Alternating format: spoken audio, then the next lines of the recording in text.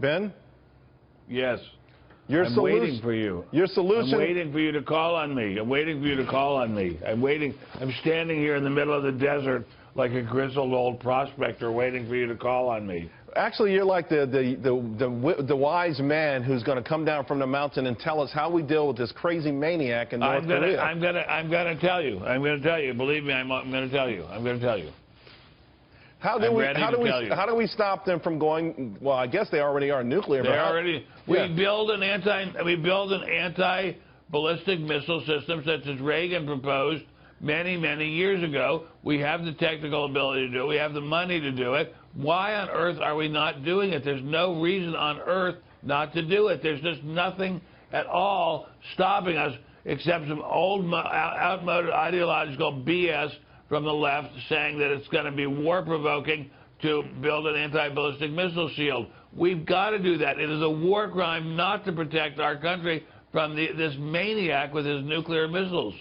Ben, so what about our allies? What do we do with that might be great. Listen, we cover California, Hawaii.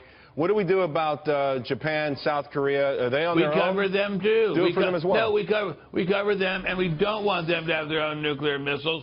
I mean, when I was born, the war against Japan was still going on, and we don't want the Japanese to even think of starting another war, which they never would do. They're our great pals. We love them. Of course, South Korea, they're our great pals. They're among the most wonderful people in the world, the absolutely best. But there's no reason not to have a nuclear missile shield. We have the technology. Why don't we do it? Mr. Obama has backed off from doing it. The only president who went full force in doing it was Mr. Reagan. Then there's a little bit of a follow-up from Bush 41, a little bit more of a follow-up from Bush 43. There's got to be a nuclear shield. Why don't we do it? Why would we let this madman run loose with his nuclear missiles when we could solve the problem just by writing a few checks? It doesn't make any sense. There's nothing more urgent on the national agenda than having a nuclear defense shield for this country. We've got a crazy person there in North Korea with nuclear weapons. Why don't we defend ourselves against it? There's no reason. I remember back when Ronald Reagan started talking about this, the media went crazy. They said it's dumb, it's Star Wars, it doesn't make sense. And it worked. And it worked. Yeah. And it worked. Yeah. It worked. That's the amazing thing. They said it's like trying to hit a bullet with another bullet, and it worked. They made it work over and over again. Now, look, we are a country with very roughly $18 trillion GDP. It would take minuscule pennies to build a nuclear defense for this country. We're talking about life or death for the United States of America, life or death for the whole world. Why can't we spend the money? Why can't Mr. Obama use his vaunted leadership skills to get Congress to go along, which I think they would do, to get the allies to go along? And if the allies don't want to go along, screw them. If they want to be incinerated by the North Koreans, that's their problem.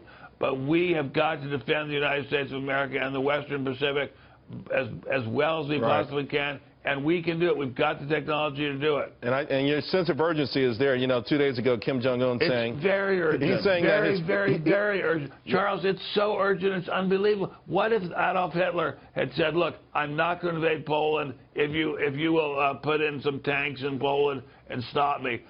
We wouldn't have had World War II. Why on earth can't the U.S. just step up to the plate and do the smart thing? I'm with you, Ben. I'm with you. Go inside and get some air conditioning, and I'll see you in a couple hours.